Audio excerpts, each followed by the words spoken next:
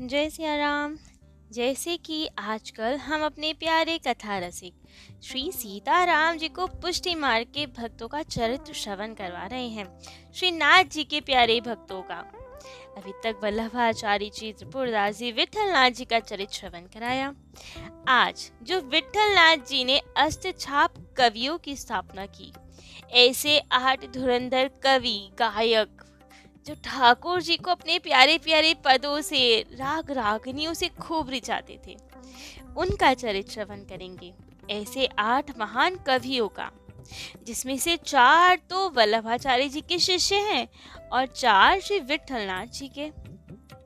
तो आज हम जिनका चरित्र ले रहे हैं उनका नाम अभी कुछ समय पूर्व ही हमने सुना विठलनाथ जी के चरित्र में, जिनका नाम है श्री कृष्णदास जी। वही कृष्णदास जी जिन्होंने षड्यंत्र रचकर विठलनाथ जी को पद से हटा दिया, जबकि गुरु तुल्य थे वे उनके गुरु जी के पुत्र थे, तो गुरु समान ही थे। परंतु ऐसे कुछ विवाद हुए, विवादों से थोड़ा प्रेम था कृष्णदास जी को, लेकिन क्या करें, भक्त बहुत प्यारे थे, तभी तो इनका चरित्र भक्त माल जी में वर्णित है। तो ठाकुर जी के अति प्रिय भक्त थे, थोड़े तेज तर्रार थे, लेकिन भक्त तो थे। तो आज इन्हीं का चरित्र हम अपने प्यारे कथा रसिक श्री सीताराम जी को श्रवण कराएंगे। कृष्णदास जी एक ऐसे भक्त हुए जिन्हें ठाकुर जी की सेवा और स्पेशली ब्रजरज से अति प्रेम था। सबसे ज्यादा वो ईस्ट ऑफ ब्रजरज को मानते थे, ब्रज रानी की खूब सेवा करते थे। तो रज रानी का तो उनके प्रत्येक अंग में स्थान रहता ही था, नित्य ब्रज रानी का ही तिलक करते थे, रज रानी को ही ध्याते थे। तो अब कृष्णदास जी का प्रादुर्भाव अर्थात उनका प्राकट्य अहमदाबाद के निकट चिल्लौत्रा नामक ग्राम में कुनबी कुल में हुआ। अब इनके पिताजी तो न्यायाधीश थे, परंतु ऐसे न्यायाधीश थे जो चोर डकैतों के साथ मिले रहते थे। एक दिन इनके ग्राम के निकट कुछ बंजारे आके ठहरे, लेकिन इनके पिताजी ने तो चोरों से मिलकर उन्हीं को लुटवा लिया, और जितना भी धन मिला वो था 12,000 के करीब। उस जमाने में कम से कम 500 वर्ष पूर्व की घटना होगी, इतना सारा धन मिला। तो उसमें से 2,000 तो चोरों को दे दिए और बाकी का धन अपने पास रख लिया। अब तो बंजारे बहुत दुखी कि चोर डकैत ले गए हमारा धन, तो आए इनके पास, क्योंकि ये न्यायाधीश थे, न्याय की मांग करने। लेकिन अब इन्होंने तो उल्टा बंजारों को ही फटकारा, क्योंकि षड्यंत्र तो सारा इनका ही था। लेकिन इनके पुत्र को पता चल गया, कृष्णदास जी को पता चल गया कि हमारे पिता की ही अनीति है ये सब। इन्हें बहुत बुरा लगा कि हमारे पिताजी कितना गलत काम करते हैं। तो इन्होंने जाके बंजारों को बता दिया कि तुम लोगों के साथ जो कुछ भी हुआ है हमारे ही पिताजी ने करवाया है, उन्होंने ही तुम्हें लुटवाया है। तुम जाओ और बादशाह से शिकायत करो और हम आएंगे स्वयं गवाही देने। तब तो सब बंजारे मिलके बादशाह के पास गए और उनसे शिकायत की, अपना दुख सुनाया उन्हें कि देखो स्वयं न्यायाधीश होके क्या किया, हमारे साथ षड्यंत्र किया, हमें ही लुटवा दिया। तो अब तो बादशाह ने पिता पुत्र दोनों को पकड़वा के बुलवा लिया और इन्होंने तो सत्य कह दिया, सब बयान ठीक ठीक से दे दिया कि हाँ हमारे सामने ही सब षड्यंत्र किया पिताजी ने, इन्होंने ही ऐसा कार्य किया। अब तो बादशाह को बहुत खराब लगा और इनको मुक्त कर दिया और इनके पिता से सारा पैसा उनका वापस दिलवा दिया। लेकिन बाद में स्वयं मुक्त होने के बाद इन्होंने बादशाह से निवेदन किया कि हमारे पिताजी को भी मुक्त कर दीजिए। लेकिन अब इन सब घटनाक्रम के बाद इनका मन अब घर में ना लगे, मन में वैराग्य उत्पन्न हुआ और बाल्यकाल में ही अपना घर छोड़ के ये तो तीर्थाटन के लिए निकल पड़े और घूमते हुए तीर्थों के दर्शन करते हुए आए मथुरा। यहाँ पे अब श्रीमद् वल्लभाचार्य जी महाप्रभु जी के दर्शन किए और बहुत प्रभावित हुए उनसे। और वल्लभाचार्य जी भी अब उच्च कोटि के संत गुरुदेव, ये भी अपने शिष्य को पहचानते हैं कि कौन सा जन हमारी माला का मोती है, अर्थात कौन सा हमारा जन है। तो गुरुदेव इन्हें देखते ही पहचान गए कि ये तो कोई उच्च भक्त हैं और सहजता से ही इनके निवेदन करने पर प्रसन्नता पूर्वक विधि पूर्वक इन्हें वैष्णवी दीक्षा प्रदान की, ब्रह्म संबंध करवाया इनका। और आगे चलकर इनकी योग्यता देखकर श्री नाथ जी की संपूर्ण सेवा का भार इन्हें सौंप दिया, अधिकारी की उपाधि दी इन्हें, और ये भी खूब प्रेम से सेवा पूजा करने लगे। जबकि गोसाई परिवार से नहीं थे, फिर भी इन्हें ये अधिकार मिल गया और श्री नाथ जी के अधिकारी बन के रहे। आज भी श्रीनाथ जी की सेवा संबंधी जितने भी कागजात होते हैं उसमें अधिकारी श्री कृष्णदास जी की मुहर लगती है। आज भी वही मुहर लगती है इनके नाम से। तो इतनी सेवा पूजा की इन्होंने। तो ऐसे उच्च भक्त थे। इनके ग्रंथ, सेवा, साधना सबसे प्रत्यक्ष होता था कि ये ठाकुर जी से कितना प्रेम करते हैं और वही प्रेम ठाकुर जी भी इनसे करते हैं। इसके प्रमाण ठाकुर जी ने भी कई बार दिए। एक बार ये सेवा कार्य के लिए दिल्ली आए हुए थे, क्योंकि अब वहाँ के अधिकारी थे मंदिर के, तो बहुत सारे कार्य रहते थे। कभी आगरा जाना पड़ता था, कभी दिल्ली, तो कोई ना कोई कार्य रहते थे। तो दिल्ली आए हुए थे और यहाँ भी पुरानी दिल्ली जो खाने पीने के लिए तो बहुत प्रसिद्ध है, आज भी है और तब भी थी। तो बस अब सेवा कार्य करके इनकी नजर पड़ी एक हलवाई पे, जो कि बढ़िया बढ़िया देसी घी की जलेबियां उतार रहा था। अब तो जलेबी देख के इनके मन में एक ही भाव, अरे इतनी सुंदर टेस्टी जलेबी लग रही है, काश अपने ठाकुर जी को भोग लगा पाऊं। तो अब तो रुका नहीं गया इनसे। जलेबियां ली, बढ़िया सुंदर थाल में सजाई और मानसी रूप से ही ठाकुर जी को निवेदित कर दी। हे ठाकुर जी, खूब सुंदर जलेबी है दिल्ली की, पाइए इन्हें। जबकि वल्लभाचार्य की जो सेवा प्रणाली होती है उसमें बाजार की वस्तुओं का भोग नहीं लगाया जाता, वहाँ तो अपरस की सेवा होती है।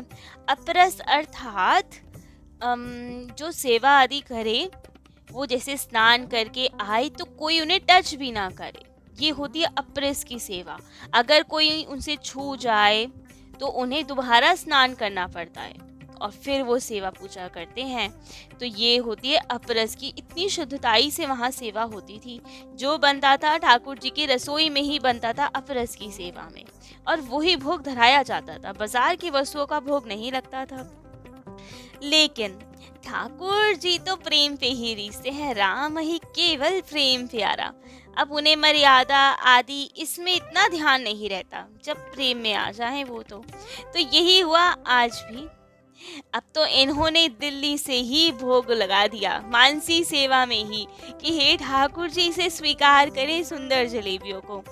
और वहाँ गोवर्धन जी में श्रीनाथ जी को वल्लभाचार्य जी भोग लगा रहे थे, और जब भोग उसारने की बारी आई तो अब वहाँ तो विविध सामग्री रखी हुई थी जो मंदिर में बनी थी, और उन सब के बीच वल्लभाचार्य जी ने देखा ये जलेबी का थाल जो प्रत्यक्ष ठाकुर जी के सामने धरी हुई थी, और ठाकुर जी के दोनों हाथों में जलेबियां, उसकी चाशनी टपक रही है इनके कपड़ों पे, क्योंकि अब बालवत सेवा करते थे तो ठाकुर जी वही लीला करते थे बाल स्वरूप में ही, और बालक तो ऐसे ही पाते हैं।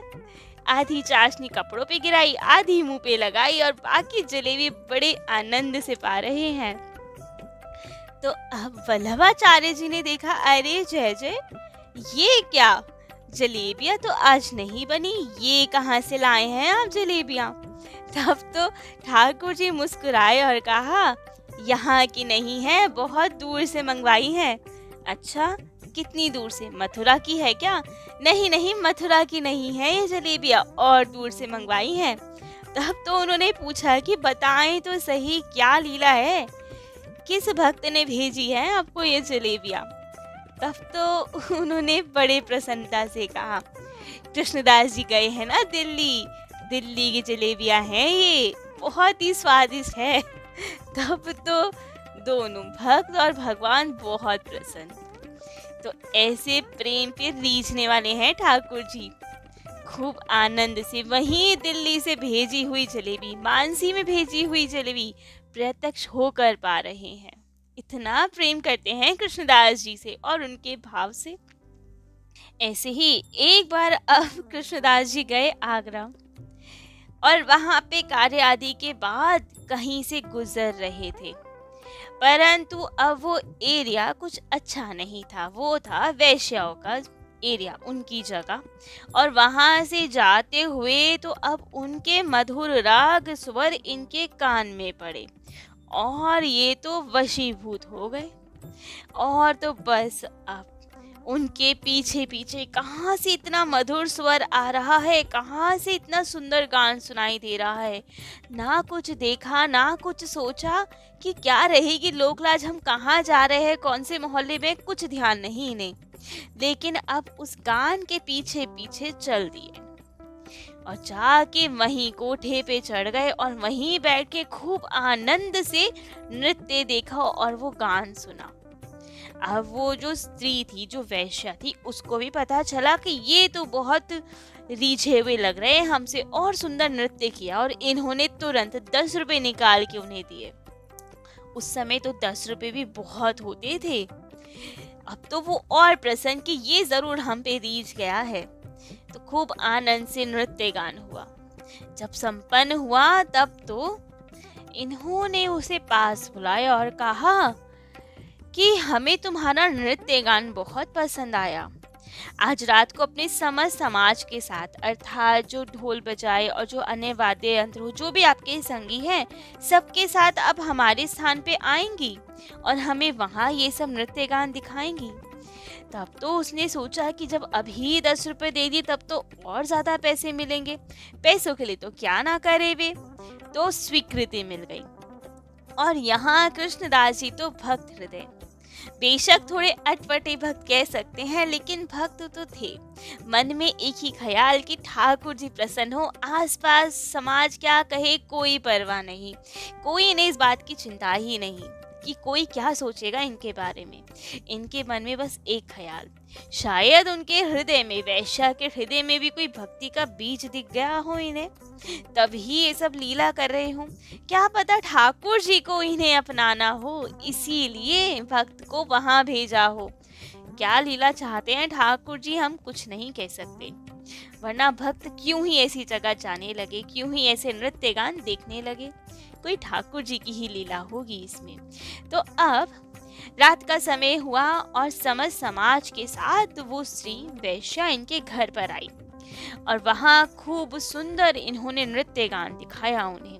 अब तो ये इतने प्रसन्न हुए, तुरंत 100 रुपए दिए उन्हें। 100 रुपए उस वक्त के तो कई हजारों गुना होते होंगे। अब तो वो स्त्री और प्रसन्न और इन्होंने कहा कि मैं ना अपने ठाकुर जी के, अपने सांवल सेठ का एक तुच्छ सा मुनीम हूँ। मैंने तो बहुत कम रुपए दिए हैं तुम्हें। यदि तुम मेरे सेठ जी से चल के मिलोगी, उन्हें अपना नृत्य गान दिखाओगी ना, और यदि वे रीझ गए, तुम्हारी कला पे प्रसन्न हो गए, तो तुम्हें तो माला माल कर देंगे। हमारे सेठ जी बहुत शौकीन हैं इस नृत्य गान के, उन्हें बहुत आनंद आता है नृत्य कला देखने में और गान सुनने में। कहा वे स्वयं भी इस कला के तो परम कुशल हैं। तो अब ये सुन के कि ये तो 100 रुपए को भी कम बता रहे हैं, इनके सेठ जी और ज्यादा दे सकते हैं, तो वे तुरंत राजी हो गई। और दूसरे दिन अब ठाकुर सेवा के लिए जो जो सामान चाहिए था वो सब इकट्ठी करके इनको साथ में लेकर, एक वैश्या को साथ में लेकर वे तो चल दिए गोवर्धन जी की ओर। अब तो ठाकुर जी को अपने पास बुलाना हो किसी भक्त को तो क्या क्या लीला ना करवा दे। एक भक्त, वो भी ऐसा भक्त जो मंदिर में अधिकारी है, अधिकारी के पद पे है, मंदिर के सेवा कार्य से जुड़ा है, वल्लभाचार्य जी के शिष्य हैं, ऐसी ऊंची पदवी पे है, ऐसा सम्मान है उनका गिरिराज जी में, और आज एक ऐसी स्त्री के साथ जा रहे हैं। अब उनके हाव भाव भी ऐसे थे कि सब देखते ही पहचान पा रहे थे कि ये स्त्री ठीक नहीं है, लेकिन क्या करें, इनको तो किसी की परवाह ही नहीं, अपनी लाज किसी चीज की परवाह नहीं, केवल मन में एक ही भाव कि हमारे ठाकुर जी को बहुत आनंद आने वाला है इनका नृत्य देखकर, इनका गान सुन के। ठाकुर जी की रुचि से ऊपर तो कुछ नहीं सोचे ये आज। लेकिन पूरे समाज में हर जगह तो इनकी निंदा। सबने कहा कि ज्यादा अधिकारी बन गए, बहुत धन आ गया इनके पास, तभी मति भ्रष्ट हो गई। कितना दुर्व्यवहार कर रहे हैं बताओ, इतने पावन धाम में ऐसी स्त्री को ले आए, कितने पाप लगेंगे इनको, तो बिल्कुल ही भ्रष्टमती हो गए हैं। खूब सुनाया सबने उन्हें, लेकिन इन्हें कृष्णदास जी को तो कोई अंतर नहीं पड़ा। और जब बाकी लोगों को ये पता चला कि ये तो मंदिर में जाकर नृत्य करेगी, तब तो और बुराई कि बताओ, अभी तक तो मंदिर में ऐसे सुंदर भगवत जन गीत गाया करते थे, काव्य सुनाया करते थे, अब ये ऐसी स्त्री ये मंदिर में नाचेगी। हाय राम, ये तो मंदिर ही भ्रष्ट कर देंगे, ये तो बहुत अनुचित हो रहा है। वल्लभाचार्य जी के शिष्य होके ऐसा काम कर रहे हैं, अधिकारी होने का ऐसा फायदा उठा रहे हैं, हम सबका धन, ठाकुर जी का धन का दुरुपयोग कर रहे हैं, वैश्यों में लगा रहे हैं, मंदिर भ्रष्ट कर रहे हैं। बहुत सुनाया उन्हें, लेकिन होता क्या है अब? क्या इन सब की परवाह करके ये नाच गाना नृत्य आदि रुकवा देंगे, यह ठाकुर जी इनका नृत्य देख कर रहेंगे? होगा क्या, समाज से डर जाएंगे या ठाकुर जी के प्रेम में एकदम बेपरवाह हो जाएंगे? ये सब हम अपने प्यारे कथा रसिक श्री सीताराम जी को कल श्रवण कराएंगे। आज के लिए इतना ही। जय जय श्री सीताराम।